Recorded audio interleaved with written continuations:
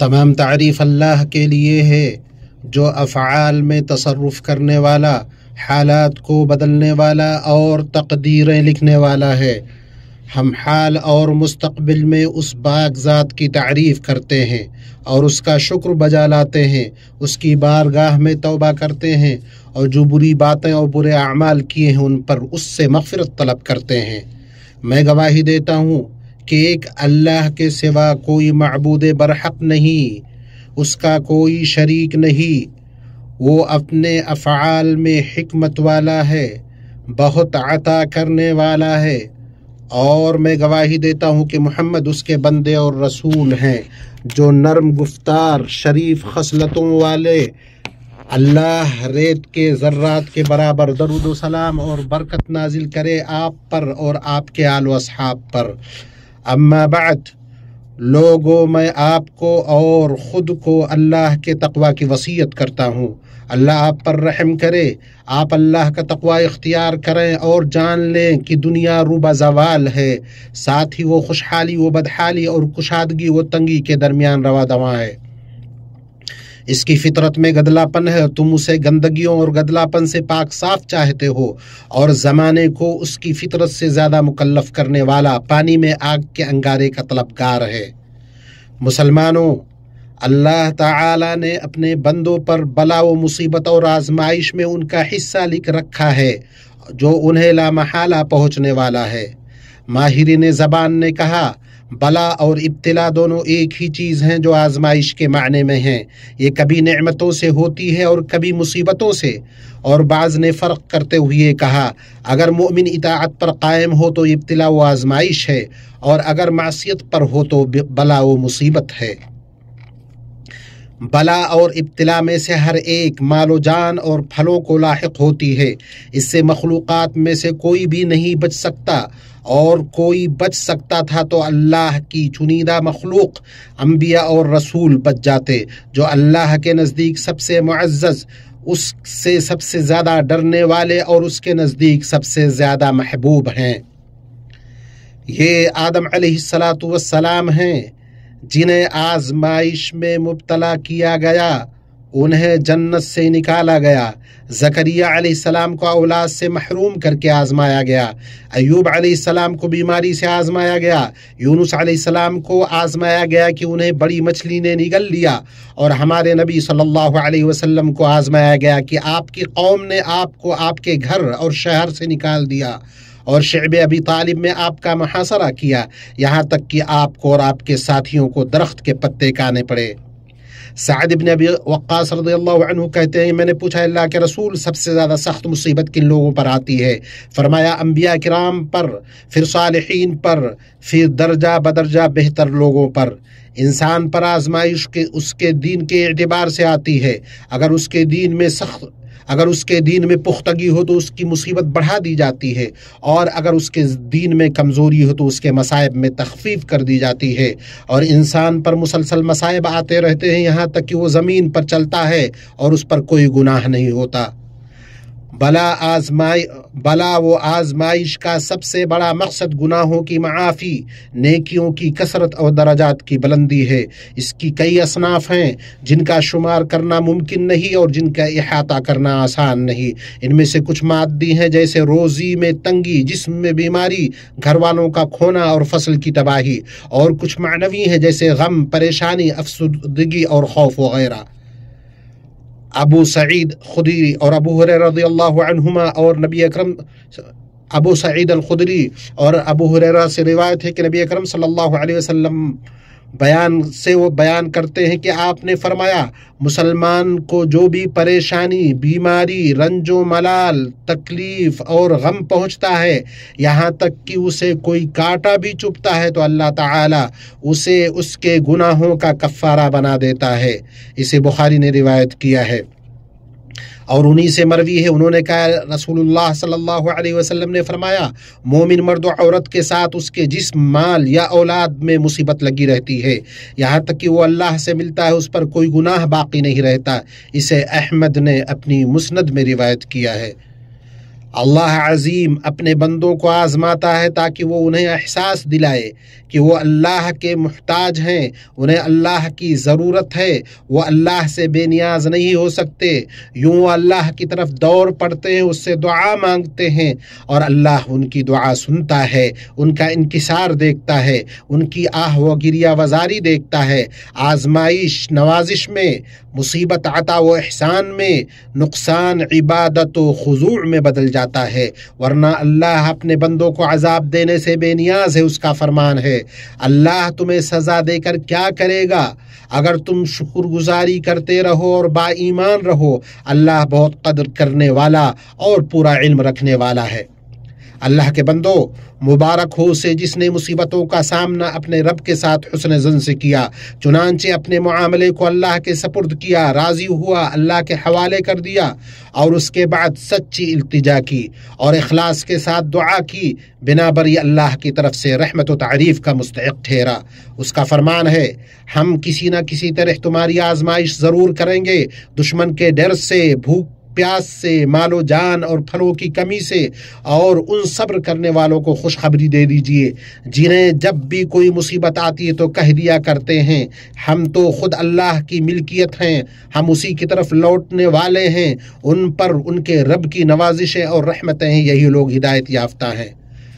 اور ناکامی و گھاٹا اس کے لیے ہے جس نے مصیبت کا سامنا ناراضگی، معصیت اور ڈھٹائی، ناشکری سے کیا، اللہ کے غضب کا شکار ہوا۔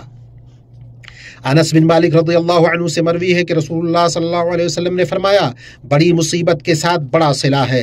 اللہ جب لوگوں سے محبت کرتا ہے انہیں آزماتا ہے، جو راضی ہوا اس کے لیے رضامندی ہے اور جو ناراض ہوا اس کے لیے ناراضگی ہے۔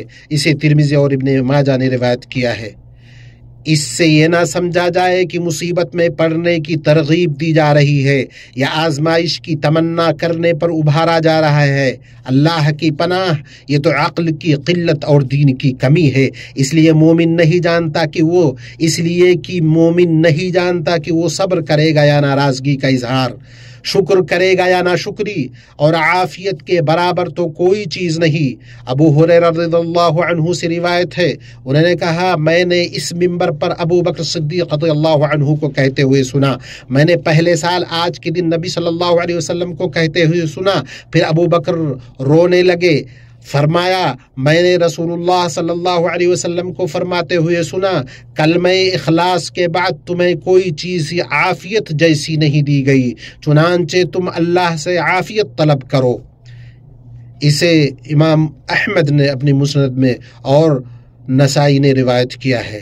لیکن جس کے بارے میں اللہ کے علم میں یہ بات ہے کہ اسے مصیبت لاحق ہوگی، وہ آزمایا جائے گا، اسے صبر کرنا چاہے اور جہاں تک ہو سکے راضی رہنا چاہیے۔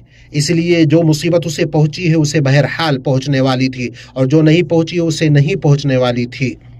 میں اپنی یہ بات کہتا ہوں، اپنے لیے اور تمام لوگوں کے لیے گناہ سے مغفرت طلب کرتا ہوں۔ تم بھی معافی طلب کرو، بلا شبہ وہ بڑا بخشنے والا مہربان ہے۔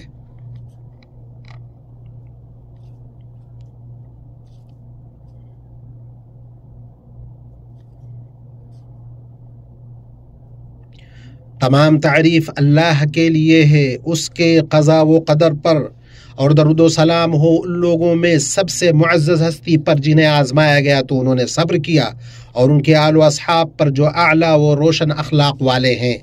اما بعد، اللہ کے بندو، آزمائشوں میں سے وہ مشقتیں اور تکلیفیں ہیں جو گرمیوں کی شدت اور سردیوں کی سختی کی وجہ سے لوگوں کو لاحق ہوتی ہیں۔ ابو ہریرہ رضی اللہ عنہ سے روایت ہے کہ رسول اللہ صلی اللہ علیہ وسلم نے فرمایا، جہنم کی آگ نے اپنے رب سے شکایت کی اور کہا، اے رب، میرے بعض حصے نے بعض کو کھا لیا ہے، تو اللہ نے اسے 2 سانس لینے کی اجازت دی، ایک سانس سردی کے موسم میں اور ایک سانس گرمی کے موسم میں، تو یہی وہ سخت ترین گرمی ہے جو تم محسوس کرتے ہو، اور یہی کڑاکے کی سردی ہے جو تم پاتے ہو۔ گرمی اپنی شدت تپش، لپٹ اور سخت حرارت کے ساتھ آ چکی ہے۔ اس میں عبادات پر صبر کرنا، نیک کاموں پر مضبوطی سے ڈٹے رہنا اللہ رب السماوات والارض کے یہاں اجر و ثواب کو بڑھا دیتا ہے، جیسے کہ جمعہ اور باجماعت نمازیں پڑھنا، دوپہر کے وقت بیت اللہ کا طواف کرنا، سب سے افضل عبادات میں سے حجاج بیت اللہ کے امن و سلامتی اور خدمت میں لگنا ہے، چاہے وہ سیکورٹی کے شعبے سے تعلق رکھنے والے لوگ ہوں یا دیگر ادارے اور محکمے کے لوگ۔ بالخصوص آنے والے ان بابرکت 10 دنوں میں جن میں نیکیوں کا اجر بڑھا دیا جاتا ہے، درجات بلند کیے جاتے ہیں۔ آپ صلی اللہ علیہ وسلم نے فرمایا، کسی بھی دوسرے دن کا عمل ان 10 دنوں کے عمل سے افضل نہیں ہے۔ صحابہ نے پوچھا، کیا جہاد بھی نہیں؟ آپ نے فرمایا، جہاد بھی نہیں سوائے اس شخص کے جو اپنی جان اور مال کے ساتھ نکلے اور کچھ بھی لے کر واپس نہ لوٹے۔ اسے بخاری نے روایت کیا ہے۔ اللہ کے بندو، تم اپنے رب کے پاس اپنے عمل کے ثواب کی امید رکھو، کیونکہ اجر بقدر مشقت ہے جب بھی ہو، اور یاد رکھو یہ محض چند دن ہیں جو گزر جائیں گے، ختم ہو جائیں گے، لیکن ان کا ثواب اس رب کے پاس باقی رہے گا جس کے ہاں ذرہ برابر عمل بھی ضائع نہیں ہوتا۔ اللہ کا فرمان ہے، بے شک اللہ ذرہ برابر بھی ظلم نہیں کرتا، اور اگر کوئی نیکی ہو تو اسے کئی گنا بڑھا کر دیتا ہے، اپنی طرف سے بڑا اجر ادا فرماتا ہے۔ اس کے بعد درود و سلام بھیجو سب سے بہتر مخلوق محمد بن عبداللہ پر، جس کا تمہارے رب نے تمہیں حکم دیا ہے۔ فرمایا، بے شک اللہ اور اس کے فرشتے اس نبی پر درود بھیجتے ہیں، ایمان والو تم بھی ان پر درود و سلام بھیجا کرو۔ اے اللہ، خوب درود و سلام اور برکتیں نازل فرما اپنے بندے اور رسول ہمارے نبی محمد پر۔ اے اللہ، چاروں خلفاء ہدایت یافتہ ائمہ ابو بکر و عمر، عثمان و علی سے راضی ہو جا، اور باقی عشر مبشرہ سے، بیعت رضوان والوں سے اور تمام صحابہ و تابعین سے راضی ہو جا، اور ان لوگوں سے جو روز قیامت تک ان کی اچھی طرح پیروی کرے۔ اے اللہ، اسلام اور مسلمانوں کو غلبہ عطا فرما، دین کے قلعہ کی حفاظت فرما، اپنے مومن موحد بندوں کی مدد فرما۔ اے اللہ، مسلمانوں میں جو پریشان حال ہیں ان کی پریشانی دور فرما، جو غم زدہ ہیں ان کے غموں کو دور کر، قرض داروں کے قرض کی ادائیگی فرما، ہمارے اور مسلمانوں کے مریضوں کو شفا عطا فرما۔ اے اللہ، ہمارے وطنوں میں امن عطا فرما، ہمارے سربراہان اور حکمرانوں کی اصلاح فرما، ہمارے سربراہ اور حاکم خادم حرمین شریفین کی حق، توفیق اور درستگی سے مدد فرما۔ اے اللہ، ان کی عمر کو صحت، عافیت، بھرپور نعمت کے ساتھ دراز فرما۔ اے اللہ، انہیں ان کے ولی عہد کو ان کاموں کی توفیق عطا فرما جن میں ملک اور لوگوں کی بھلائی اور اسلام اور مسلمانوں کی عزت اور بلندی ہو۔ اے اللہ، ہمارے کمزور بھائیوں کا حامی و ناصر، معین و مددگار بن جا۔ اے اللہ، فلسطین میں اور ہر جگہ تو ان کا حامی و ناصر بن جا۔ اے اللہ رب العالمین، اے اللہ، سرحدوں اور مورچوں پر موجود ہمارے فوجیوں کی حفاظت فرما۔ اے اللہ، تو نے اپنی نہ سونے والی آنکھ کی نگرانی میں رکھ، اور اپنی اس قوت کے سائے میں رکھ جس سے زیر نہیں کیا جا سکتا۔